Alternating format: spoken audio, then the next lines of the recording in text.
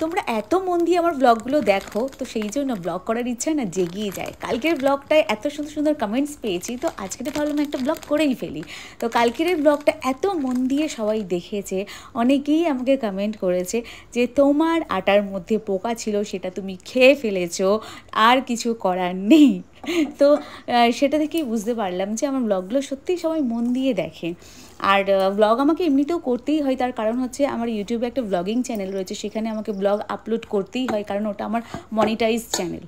আর ইউটিউবে আমার টোটাল 3টে চ্যানেল রয়েছে, তার মধ্যে 2টো মনিটাইজ আর হচ্ছে একটা মনিটাইজ নয়। ফেসবুকে 2টো চ্যানেল রয়েছে, আমার নিজস্ব 2টো চ্যানেল রয়েছে, তার মধ্যে একটা মনিটাইজ আর একটা এখনও মনিটাইজ হয়নি, হাফ মনিটাইজ রয়েছে।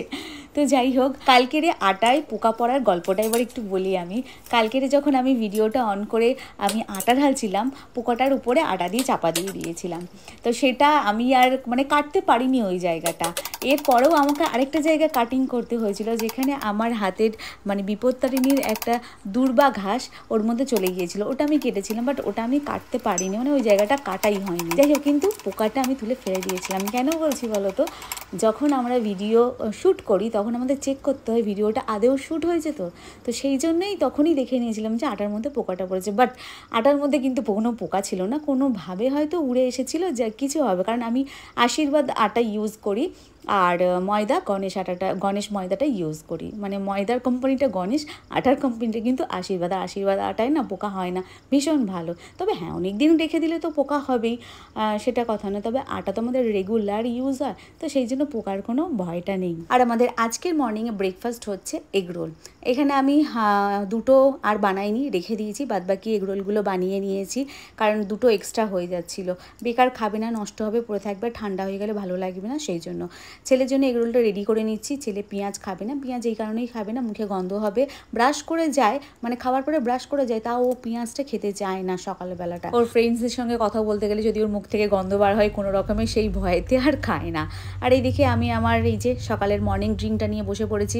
আমাকে একজন কমেন্টও করেছিল সকালবেলা প্রত্যেক দিন খাওয়াটা ভালো নয়, বাট আমি খাই, কি করব, মোটুরাম হয়ে যাই, তো পেট ফুলে যায়, সেই জন্য খাই। ছেলের ড্রেস ওইদিকে রেডি করে দিয়েছি, আর অনেকটা সময় হাতে ছিল, সেই জন্য ছেলে বললো যে একটু রিভিশন দিয়ে নি। তাই বললাম ঠিক আছে, রিভিশন দিয়ে এসেছি। আর ঠিক টাইমে গেছিলাম বাবা, ছেলেকে গেটের ভেতরে ঢুকিয়েছি, ঢোকাবার পরে দিকে বৃষ্টি শুরু হয়েছে। যাই হোক, টিপটিপ করে পড়ছে, ভিজিনি। তো বাজার করে নিয়ে এলাম এই যে ডিম, এই যে শ্যাম্পু, আচ্ছা মশলা, চিনি নিয়ে এসেছি। এই চিনিটা চাটনি ফাটনি খাওয়া হয়, বাড়িতে এমনি নর্মালি চিনি খাই না, বাতাসাই সব কিছু ইউজ করি। যখন ওই চাটনি ফাটনি করি তখন চিনিটা লাগে, কিছু কিছু ক্ষেত্রে লাগে চিনি। আর এই যে ঘি, এই ঘিটা আমরা খাই, এটা হচ্ছে মায়াপুর ঘি, 160 টাকা নিয়েছে। আচ্ছা, আজকের এই 2টো জিনিস নিয়ে এসেছি, কারণ বিরিয়ানি হবে। কেওড়া জলটা ছিল, কেওড়া জলটা না শেষ হয়ে গেছে, অল্প আছে, ওই জন্য কেওড়া জলটা নিয়ে এলাম। আর বিরিয়ানি হবে তো চিকেন আনতেই হবে, চিকেন এনেছি। আসার সময় এই যে কুর্তিগুলোর হাতা লাগাতে দিয়ে এসেছিলাম, তো হাতা লাগিয়ে দিয়েছি, কিন্তু হাতাগুলো খুব ছোট, একটু হাতা, এই জামার থেকেও বোধহয় ছোট হবে হাতা।